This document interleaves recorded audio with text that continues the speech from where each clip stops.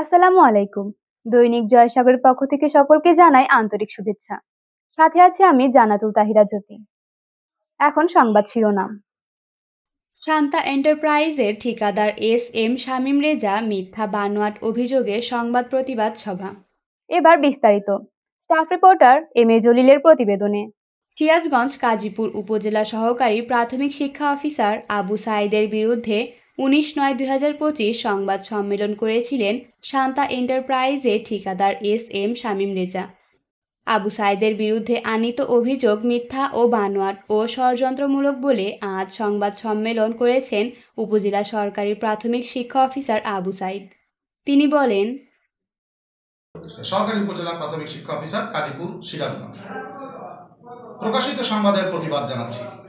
গত 19/6/2025 খ্রিস্টাব্দ তারিখে বিভিন্ন অনলাইন নিউজ পোর্টালে ও প্রিন্ট মিডিয়ায় আমাকে জড়িয়ে যে সংবাদ প্রকাশ করা হয়েছে তা আমার দৃষ্টিগোচর হয়েছে। সংবাদে উল্লেখ করা হয়েছে যে নিয়ম ভেঙে প্রশিক্ষণ প্রদান, অর্থ লোপাটের বিষয়ে শান্তা এন্টারপ্রাইজের ঠিকাদার শামীম রেজা আমার বিরুদ্ধে সংবাদ সম্মেলন করেছেন, তা আদৌ সঠিক নয়। শান্তা এন্টারপ্রাইজের সাথে ঠিকাদারি কাজে আমার কোনো সম্পৃক্ততা নাই। আমার সাথে বা আমার শিক্ষা অফিসের সাথে আর্থিক বা অন্য কোনো সম্পর্ক নাই। স্লিপ, ক্ষুদ্র মেরামত, রুটিন মেরামত, প্লেইং অ্যাক্সেসরিজ এই কাজ স্ট্যান্ডার্ড দিয়ে ঠিকাদারের মাধ্যমে করার কাজ নয়। এই সকল কাজ বিদ্যালয়ের প্রধান শিক্ষক এসএমসি এর মাধ্যমে সম্পন্ন করার নিয়ম। জনৈক ব্যক্তি একাধিকবার উক্ত কাজগুলো নিজেই করার জন্য অফিসে তদবির করতে আসলে তাকে কাজ করতে না দেওয়ায় সেই অপপ্রচারমূলক সংবাদ সম্মেলন করেন।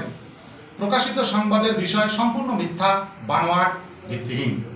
আমার ও আমার কাজীপুরের শিক্ষা পরিবারের মান ক্ষুণ্ণ ও হেয় প্রতিপন্ন করার উদ্দেশ্যে সাংবাদিকদের ভুলভাল তথ্য প্রদান করে মিথ্যা সংবাদ প্রকাশ করা হয়েছে।